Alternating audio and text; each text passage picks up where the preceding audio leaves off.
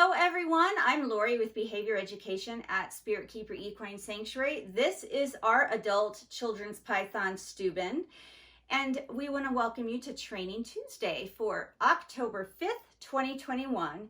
In this episode of Training Tuesday, it's going to continue our series about target training, the different steps of target training, and what those are used for. I've already done 2 previous brief Training Tuesday videos about steps 1 and 2 of target training, and I emphasized in those that you want to move forward from step 1 and 2 pretty quickly so that you're not simply using the target to signal a feeding response unless you're doing that on purpose.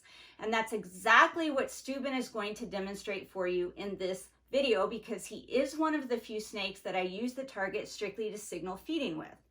Now, this is going to be a brief video, and those 2 recent videos I did were pretty brief, but if you want more in-depth actual classes on target training, please go to my classes and mini courses playlist and check out a 3-minute class on what the first target training session for your snake might look like. And then I did a class on choosing, making, or purchasing a target for target training your snake. I did a class on target training shy snakes. And then to follow up with that, I did a step-by-step class on target training snakes who are confident and visible most of the time. And those can all be found in my classes and mini courses playlist.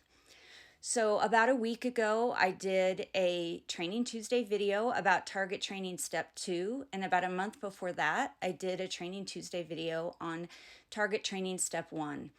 And I discussed in those videos that if you don't get past steps 1 and 2 of target training your snake, then you need to understand that you will just be using the target as a signal to the snake that it's going to eat. And that's all it's ever going to be to the snake. It's just a signal to get into food mode, because that target means that food is going to follow. And that is fine if that's all you're going to use it for. And so in this week's Training Tuesday video, I thought I would show you an example of a snake that is actually what I use the target for. This is our children's python, Stübben. He's 10 to 12 years old. I got him as an adult. He has a very reactive and very strong food response, but I want to show you here that I am able to open his enclosure door and touch things inside his enclosure and mess around with his enclosure a little bit, and he isn't striking at me. And I'm also able to pick him up, and that's once I've alerted him that I'm there, and he isn't striking at me, and he isn't going crazy. And that is because I have taught him that food is never, ever, ever going to come or be present if he does not see the training target first.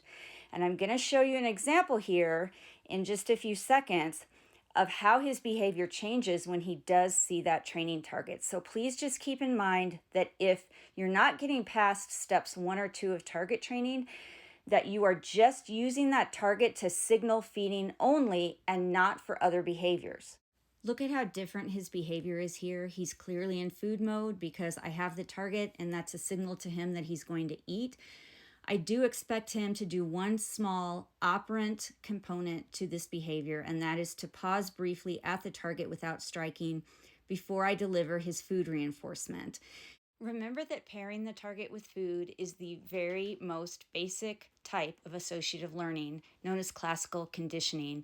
And we want the snakes to eventually learn that the target signals an opportunity to earn reinforcement subsequent on some contingent behavior.